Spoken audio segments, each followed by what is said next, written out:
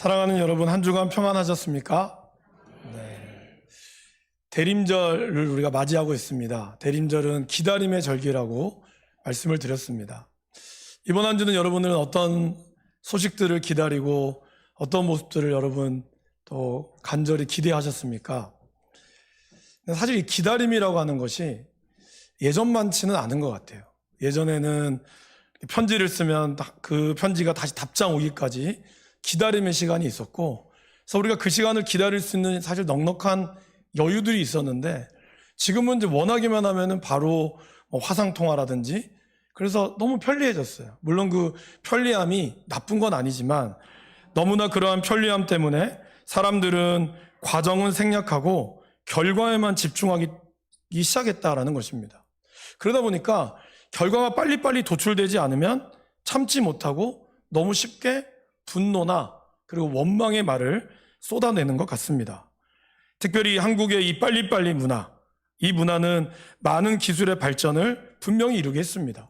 분명한 장점이 있죠. 그러나 동시에 그것을 따라가지 못하는 이들을 세상에 기다려주지 않는다는 인식이 우리 가운데 너무 많이 생겨났다라는 것입니다. 그로 인해서 아이들이 너무 쉽게 학업을 포기하는 일이 발생하고 있습니다. 초등학교 때부터 포기한 애들이 있어요.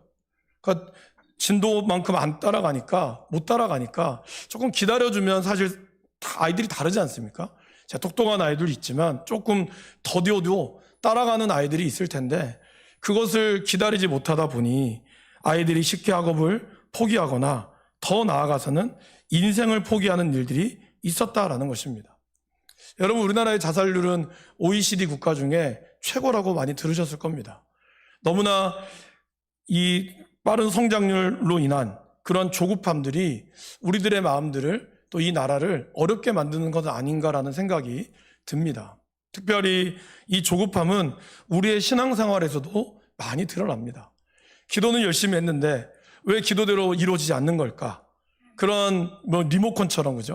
누르면 바로바로 나와야 되는데 기도라는 게 사실 리모컨처럼 되지 않지 않습니까? 그러다 보니까 많은 사람들이 기도해도 안 되더라, 그래서 교회는 나랑 안 맞는 것 같습니다, 이렇게 해서 쉽게 좌절하고 포기하는 경우를 우리는 봅니다. 안타깝죠. 히브리서 기자는 우리에게 이렇게 이야기합니다. 믿음은 바라는 것들의 실상이요 보이지 않는 것들의 증거다. 실상과 증거라고 하는 이런 것들이 눈에 보여지기 위해서는 하나님의 때가 있습니다. 아무리 우리가 조급하다고 해서 갑자기 작은 키가 한 자나 더 커지지 않는 것처럼, 오늘 심은 씨앗이 내일 돼서 바로 열매를 맺힐 수 없는 것처럼 기다림의 시간들을 우리는 살아가야 한다라는 것입니다. 이번 주에 성도님들 중에 이제 몇 분들과 전화 신방을 하면서 어떤 분이 그런 얘기를 하시더라고요.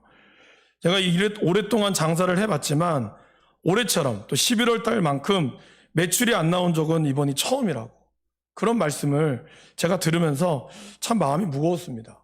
그렇다고 해서 이분이 열심히 안 하는 분이 아닙니다. 새벽부터 지금까지 한 번도 쉬지 않고 열심히 일하셨고, 그것 때문에 그 일로 집도 사고 빚도 갚고 그렇게 열심히 사셨던 분임에도 불구하고 여전히 그 열심은 있으나 이제는 그분의 열심의 대가를 시대가 보상해주지 못하는 그런 어려움이 찾아왔다라는 것입니다.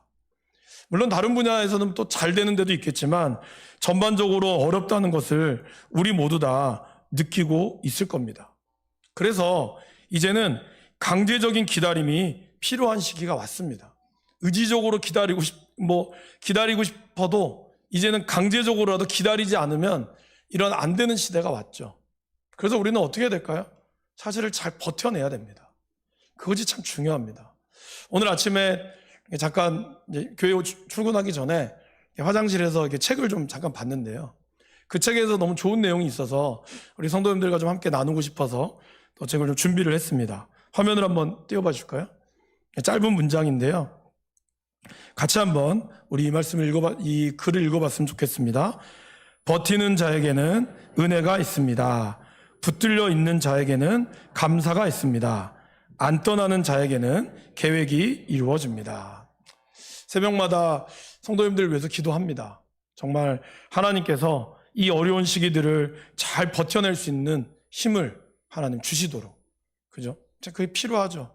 그러기 오늘 이 책을 쓰신 목사님의 책을 읽으면서 하나님의 은혜에 붙들려 우리가 늘 감사의 기도의 제목을 찾기를 기도합니다. 또 힘들고 어렵지만 하나님의 뜻을 기다리는 분에게 하나님의 계획이 분명히 이루어질 것입니다. 그 은혜를 여러분들이 경험할 수 있기를 간절히 바랍니다. 사랑하는 여러분, 우리가 그렇다면 스스로 피할 수 없다면, 이 기다림이라고 하는 시간이 우리에게 강제적으로 주어졌다면 그러면 어떻게 하는 게 좋을까요? 어차피 시간은 흘러가게 돼 있습니다. 그죠? 어떤 찬양의 가사처럼 이 또한 지나가게 될 텐데, 이 지나가는 시간을 우리가 평생 원망하고 분노하고 세상을 탓하고 남 탓하면서 우리가 보내며 기다려야 될 것인가? 아니면 이왕 피할 수 없다면 즐기라는 말처럼 이왕 우리가 기다려야 되는 시간이 우리에게 주어졌다면 이 기다림의 시간을 우리가 더 감사함으로 즐겨보면 어떨까라는 생각이 듭니다. 그러면 그 기다림 끝에 사실 여러분, 이 결과도 중요하지만 결과 속에 일어나는 이 과정이 굉장히 중요하지 않습니까? 결과를 이뤄내지 못한다 할지라도 과정이 소중한 사람들은 그 결과 속에서도 원하는 바는 이루어지지 못하지만 더 좋은 것들을 이뤄내는 모습을 우리는 많이 봅니다. 프로야구 감독들 중에는 정말 명장이 있지만, 그죠? 우승을 몇 번이나 일구고 그러한 명장들이 많이 계십니다. 그러나 그들이 선수 생활이 다 성공했던 분들일까요? 의외로 그렇지 않습니다. 오히려 선수 때는 후보기도 했고, 그리고 몇 번 등장하지도 못하고 은퇴했던 분들도 많아요. 근데 그분들이 거기에 인생을 끝나지 않고 거기서 그 과정 속에서 그들은 선수 때 하지 못했던 또 다른 열심히 있는 과정들을 이끌어내니 감독이 되어서 많은 한국 시리즈도 우승하게 하고, 미국도 사실 더 그렇죠. 여러분, 우리가 내리는 결과가 우리 인생의 정답은 아닙니다. 그러기에 그 과정들을 잘 이뤄나가는 것, 그것이 우리에게 필요한 기다림의 자세다라는 것입니다. 오늘 우리가 읽은 이 마가복음은 성경에서는 두 번째 위치에 있죠. 그러나 실제로 복음서에서는 첫 번째 위치에 있는 것이 마가복음입니다. 이 마가복음을 쓴 저자 마가의 다락방으로 알려져 있는 그 마가죠. 그 마가 요한은 가장 먼저 이 복음서를 썼습니다. 여러분, 우리가 읽은 성경은, 우리는 번역되어 있는 한글 성경은 하나님의 아들로 시작을 합니다. 그런데 헬라어로 시작하는 마가복음의 첫 단어는 아르케라고 하는 단어를 써요. 이 단어는 뭘까요? 시작이란 뜻입니다. 태초에 하나님이 천지를 창조하시니라. 바로 창세기 1장 1절의 말씀이죠. 그 1장에 나오는 히브리어 첫 번째 단어는 바로 레시트라고 하는 단어입니다. 시작이죠. 그거를 헬라어로 번역하면 아르케가 돼요. 그러니까 성경의 가장 처음에 쓰셨던 시작과 그리고 복음서의 가장 처음에 시작, 성경의 기자는 두 가지의 시작을 우리에게 이야기합니다. 하나님이 태초에 천지를 창조하심으로 이 땅이 시작되었고, 이제 복음서로 인하여 예수 그리스도의 복음으로 인하여 우리의 인생이 다시 시작되었다는 것을 마가복음 1장은 우리에게 들려주고 있습니다.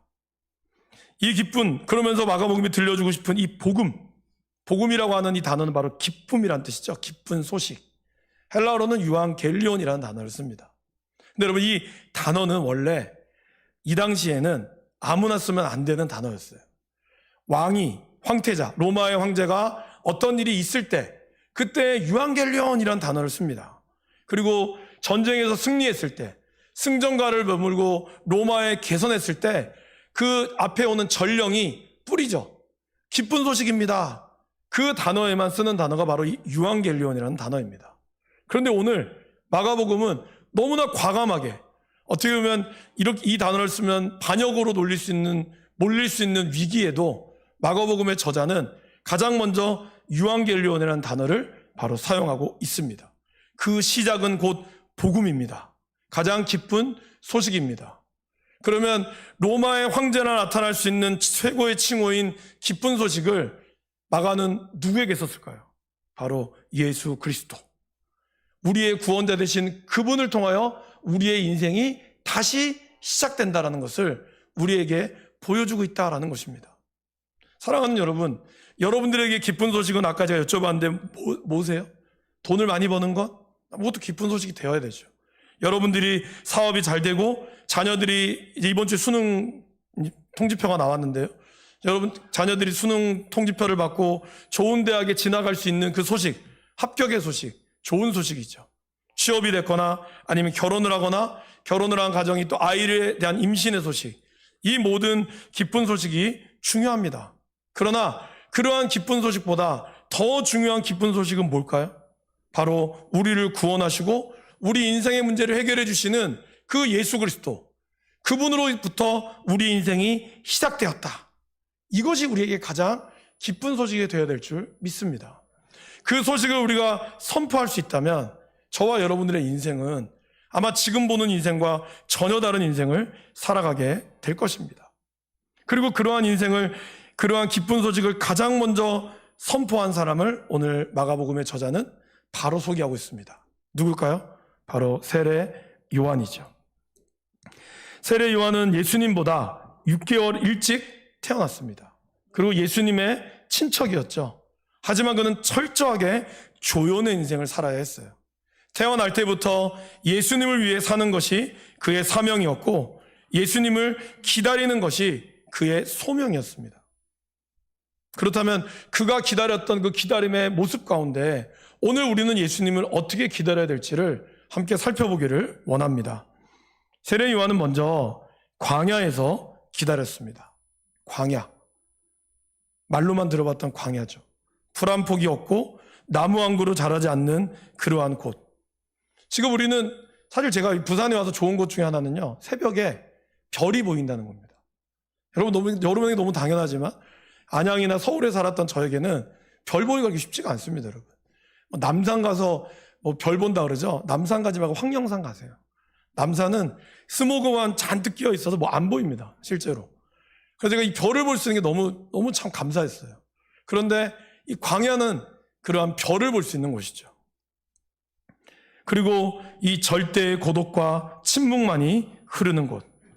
그러나 그곳에 하나님이 그 자신을 나타나실 장소로 바로 하나님은 광야를 선택하셨다라는 것입니다. 그래서 광야에 외치는 자의 소리가 있다라고 표현하고 있죠.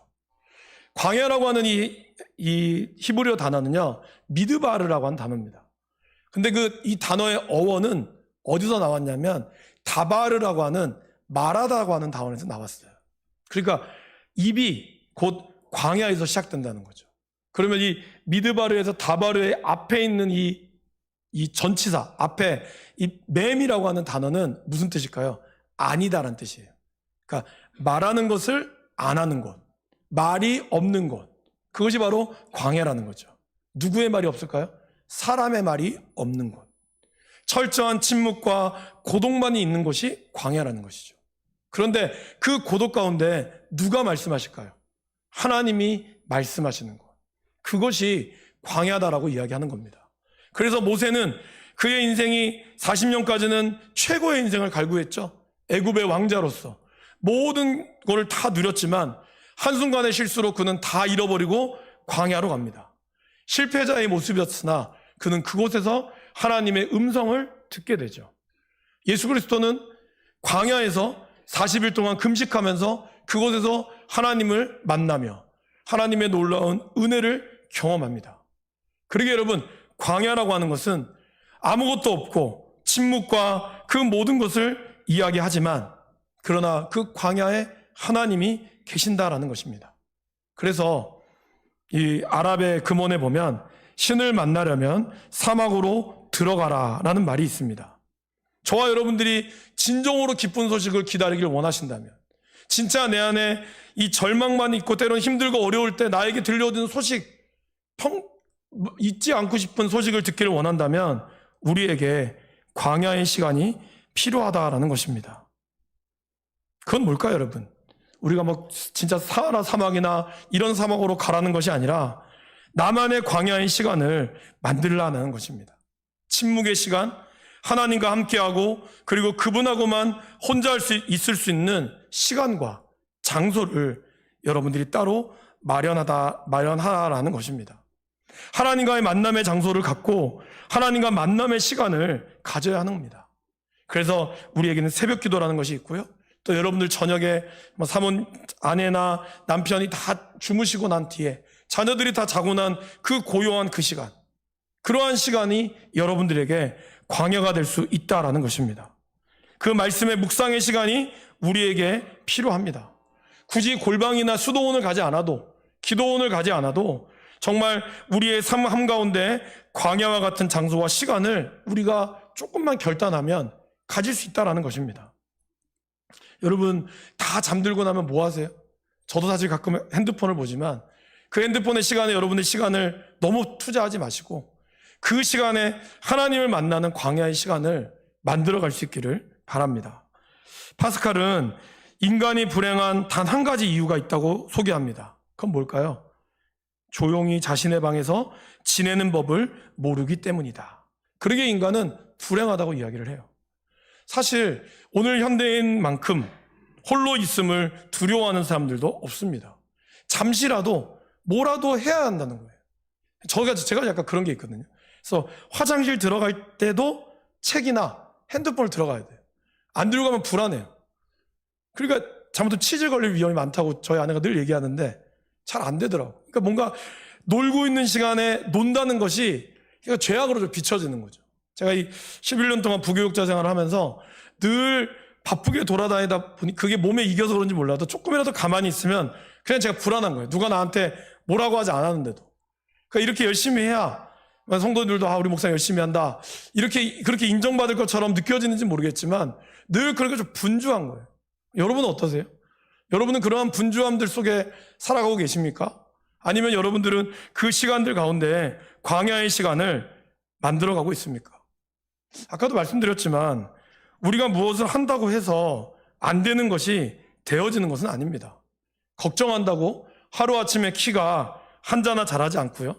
오늘 내가 심었다고 해서 많은 물을 주었다고 열매가 바로 맺히는 것이 아닙니다. 이 기다림의 시간이, 절대적인 기다림의 시간이 필요하죠. 배고파도 그래서 밥을 얹혀서 빨리 먹고 싶다고 해서 그 시간들을 기다리지 못하면 설익은 밥이 되거나 아니면 그래서 먹을 수 없는 밥이 되어버리고 맙니다. 뜸을 들이는 시간이 필요한 것처럼 우리에게 이러한 광야, 이런 뜸을 들이는 시간이 필요하다라는 것입니다. 그래서 광야의 생활은 외롭고 고독하지만 하나님의 임재 속에 나의 불순물이 제거가 되고 정결케 되는 곳이 바로 광야다라는 것입니다. 아마 여기 계신 분들 중에 특별히 한 30대, 40대, 50대인 분들은 자기 개발을 위해서 여러 가지 많은 자격증도 지금 준비하고 계실 줄 압니다. 그래서 몸을 위해서는 학원도 다니고 운동도 다니고 또 취미생활도 많이 하실 거라고 생각합니다. 요즘 젊은이들은 저번에도 말씀드렸듯이 건강을 위해서라면 영양제 먹는 것도 주저하지 않습니다. 이제 60대나 드시는 그런 어떤 비타민이라든지 홍삼 같은 거 젊은이들 잘 챙겨 먹습니다. 굉장히 건강을 챙겨요. 중요하죠. 아픈 것보다는 낫습니다. 그런데 여러분, 여러분의 영혼을 위해서는 얼마나 많은 시간들을 투자하고 있습니까? 사실 우리의 영혼이 병들면 아무리 육체가 건강해도 그 인생은 허무할 수밖에 없습니다. 그렇다면 우리는 우리의 영혼을 위해서 우리는 어떠한 시간들을 투자하고 나만의 골방의 시간을 만들어가고 계십니까? 사실 하나님은 어디에나 계십니다. 여러분이 분주한 삶 가운데도 하나님이 역사하지만 중요한 것은 분주하고 바쁘면 내가 나로 꽉 차 있기 때문에 하나님의 음성을 듣지를 못한다는 거예요. 그래서 의도적으로 우리 주님은 광야를 이야기하신 것입니다. 나를 누구보다 잘 아는 분, 나의 머리털 하나까지도 세신 바 되신 그 하나님을 여러분 먼저 만나시기를 바랍니다. 여러분들의 광야의 시간에 하루 10분 정도라도 주님과의 만남의 시간을 가지실 수 있기를 간절히 바랍니다. 그 시간이 여러분의 영혼을 살리고 여러분의 생명을 살리는 시간이 분명히 될 것입니다. 저는 웬만하면 월요일을 좀 제외하고는 화요일부터는 우리 관리 집사님한테 말씀을 드려서 본당의 문을 개방해 놓고 있습니다. 그리고 언제든지 본당에 들어오고 싶으시면 혹시 잠겨 있으면 제가 비밀번호도 알려드릴 수 있습니다. 이 공간에서 여러분들이 마음껏 부르짖으시고 그 침묵이 주는, 그 무거운 침묵이 주는 하나님의 따사로움이 있어요. 그건 경험해 본 사람만이 압니다. 우리는 많은 말을 하여야 기도가 될 것 같지만 예수님이 그러셨잖아요. 이미 하나님은 구해야 할 모든 것을 알고 있다고. 여러분 어쩔 때는 그런 거 아세요? 많은 기도의 제목들을 쏟아내는 것도 필요하지만 어쩔 때는 주여 이 한마디에 모든 것을 담아내는 기도의 모습이 있습니다. 어떤 말로도 될 수 없을 때 그냥 주여 한마디에 하나님이 그 음성을 들으시고 우리를 만지신다는 거예요. 그 광야의 시간, 그 광야가 저와 여러분들 가운데 회복될 수 있기를 간절히 바랍니다. 그럴 때 하나님께서는 세상이 들을 수 없는 풍성한 은혜, 이 세상이 말해주지 않는 그 놀라운 음성을 여러분들이 분명히 들으실 것입니다. 두 번째는 삶이 곧 메시지가 되어야 합니다. 오늘 세례 요한은 어떠한 옷을 입고 있다라고 기록하고 있습니까? 6절 말씀에 보면 요한은 낙타털 옷을 입고 허리에 가죽띠를 띠고 메뚜기와 석청을 먹었다라고 기록하고 있습니다. 이것은 그가 뭔가 좀 특이하게 보이려고 요즘으로 치면 아마 이렇게 입고 있으면 세상에 이런 일이 나와서 촬영할지도 몰라요. 그러나 세례 요한의 이러한 모습은 그가 하나님의 말씀대로 사는 검소하고 단순하고 그러면서 하나님과 동행하며 묵상하며 조용한 시간을 보내기 위해서 나머지 모든 것들은 다 과감히 끊어버리는 모습을 표현하고 있습니다. 여러분 우리의 믿는 사람의 삶은 어떠할까요? 복잡한 삶이 아니라는 거죠. 무엇인가 자꾸 끼고 사는 삶이 아닙니다. 많은 사람들이 예수를 믿으면서 주어지는 이 복이 이 땅 가운데도 주어지는 복만을 추구하는 사람들이 많습니다. 그래서 뭐 좋은 집, 화려한 집, 좋은 학교, 그리고 아이를 위해서는 파락군도 보내야 되고, 여러분들 그런 곳에 인물이 나오지 않아요. 의외로 많은 사람들이 이 땅을 이끌어갈 인물들을 가만히 조사해 보면 그들의 집안이 다 강남이나 이런 데가 아닙니다. 오히려 초라하고 보잘것없는 아무것도 없는 그런 광야와 같은 곳에서 자랐던 아이들이 의외로 영웅이 많습니다. 왜 그럴까요, 여러분? 단순한 삶과 그리고 뭔가 심심한 삶이 그 안에 능력이 있다라는 거예요. 지금 사람들은 많은 걸로 채우려고 하고 그것으로 은혜를 넘치려고 하지만 의외로 성령의 능력은요, 단순하고 없는 가운데 하나님을 간절히 찾는 가운데 나타난다는 거예요. 세례 요한이 바로 그러했다라는 것입니다. 육각형 인간이라고 들어보셨습니까? 이 김난도 교수님께서 매년마다 쓰시는 트렌드를 반영하는 트렌드 2024라는 책이 얼마 전에 나왔습니다. 그 책에 보면 이제 다음 시대, 다음 연도에 대한 거를 키워드로 만들어가고 있는데 그 중에 앞으로 2024년도의 키워드는 육각형 인간이 될 것이다 라는 말을 해요. 그럼 육각형 인간이 뭘까요? 먼저 육각이라는 것은 완전한 면을 뜻하거든요. 그래서 우리가 뭐 육각수 하면 뭐 그 건강하다 이런 것처럼 육각이라고 주는 이 핵사, 이 주는 것의 완전함 가운데서 이거를 꼽아서 외모, 패션 센스, 운동신경, 인성 이런 모든 것들이 뭐 하나 빠지지 않는 이러한 사람이 바로 육각형 인간이라고 얘기해요. 그래서 많은 젊은이들은 이런 육각형 인간을 쫓아 살아갑니다. 그래서 SNS에 완벽한 모습을 올려주죠. 비록 빚내고 샀어도 뭐 람보르기니나 그런 좋은 차 몰고 다닌다. 그러면서 자기 외모, 막 얼짱, 몸짱 이런 것으로 나는 성공했다. 이런 것을 사람들이 또 보면 그거에 자극받아서 이걸 육각형 놀이라고 하거든요. 자기가 더 수치를 높이기 위해서 그렇게 시간과 에너지를 쓴다라는 것입니다. 그것이 앞으로 2024년도에 트렌드 중에 하나가 될 거라고 이야기를 합니다. 그러면서 이제 그 책은 그렇게 이야기합니다. 그렇다면 이 육각형 인간이 가장 많이 모여있는 곳이 어딜까요? 강남이라고 얘기를 합니다. 아마 여러분들도 강남을 가고 싶거나 우리 많은 젊은이들이나 또 우리 분들은 한 번쯤은 강남에 살고 싶은 꿈을 다 꿉니다. 네. 그런데 그 강남에서 28년 동안 정신과 의사를 하신 김정일 박사님이 쓴 책이 하나가 있습니다. 그 책의 제목은 강남은 거대한 정신병동이다 라는 책을 쓰셨어요. 그럼 왜 저자가 왜 이 책을 썼을까? 그는 그렇게 이야기합니다. 과도한 경쟁사에 따른 열등감과 배금주의, 계급의식, 비정상적인 교육열 등이 한국 사회의 문제점이 가장 극명하게 드러나고 있는 그곳이 바로 강남이다라는 거예요. 여러분 이건 근데 거짓말이 아니에요. 제 친구가 강남에서 교육전사를 했을 때 거기 있는 많은 대학생들이 열등감에 사로잡혀 있다고 그랬어요.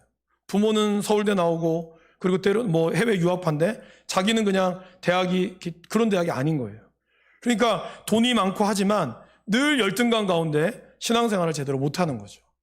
많은 사람들이 외모와 이런 것들을 기준으로 하지만 그러한 육각형 놀이에 빠져서 자기의 외모의 기준을 자기가 바라는 상과 남이 바라는 상, 의지적인 나의 삶, 세 가지로 구분한다는 겁니다. 그러다 보니까 내가 바라는 상과 남이 바라는 상이 갭이 커지면 어떨까요? 불안해지는 거예요. 그러니까 뭘까요? 진정한 나다움이 없다 보니까 늘 불안하고 늘 자기의 외모와 다른 사람에게 보여지는 것에 신경 쓰는 일들이 많다라는 것입니다. 결국 육각형 인간을 추구하다가 보니 많은 사람들이 더 심리적인 불안한 가운데, 그래서 이 김정일 박사님은 28년 동안 이 책을 쓴 거예요. 많은 사람들이 정말 속된 말로 미쳐가고 있다는 거죠. 외모 지상주의와 그리고 자아와 현실을 과장하며 육각형 놀이에 몰두하면서 진정한 나다움은 사라지고 말았다라는 것입니다. 제가 한 7, 8년 전에 저희 아내랑 청담동에 한번 갈 일이 있어서 갔습니다. 거기서 제가 깜짝 놀랐어요. 거기 보니까 여자분들이 다 비슷한 거예요. 콧날도 비슷하고 눈가도 다 비슷한 거예요. 보니까 그 뒤에 이 성형외과가 즐비하게 들어져 있어요. 다 거기서 나온 사람들이, 다 거기서 창조된 사람들이에요. 근데 문제는 뭐 다 비슷해요.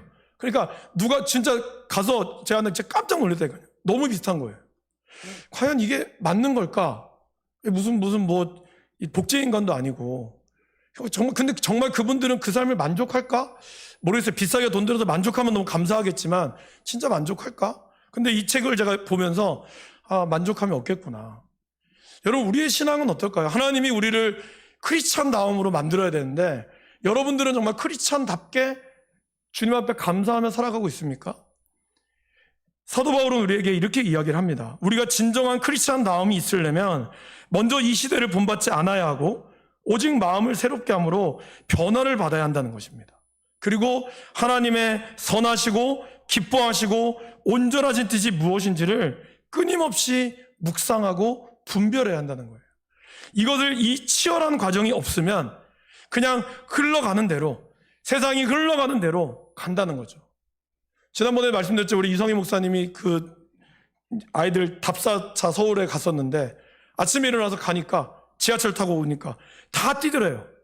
자기도 모르게 뛰더래요. 안 뛰면 뭔가 이상할 것 같아서. 그러한 방향도 없이 한참 뛰고 나면 아이고 잘못 왔다 이렇게 한다는 거죠.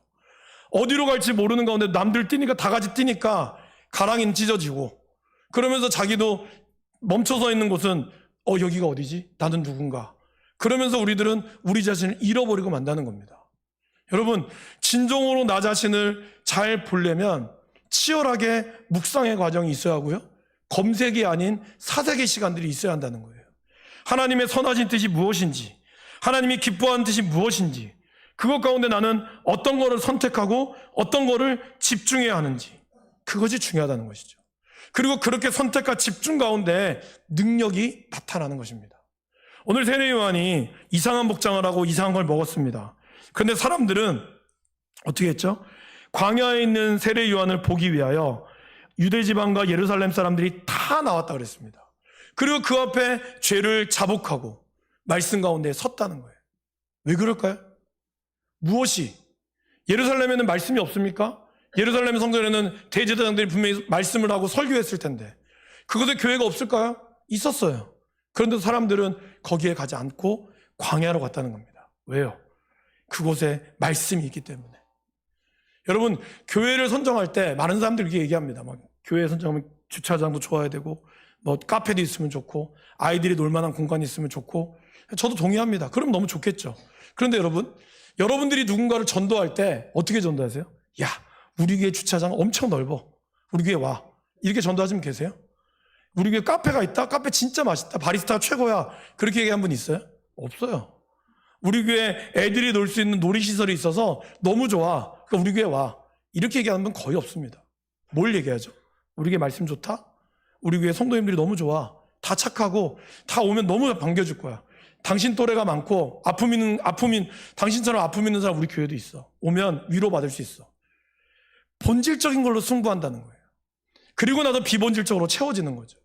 우리가 먼저 말씀에 집중할 때, 우리가 먼저 하나님의 삶대로 살아가려고 집중할 때, 그 삶이 세상이 보기에는 좀 누추하게 보이고 연약해 보일지라도 사람들은 결국에는 거기를 찾아간다는 거예요.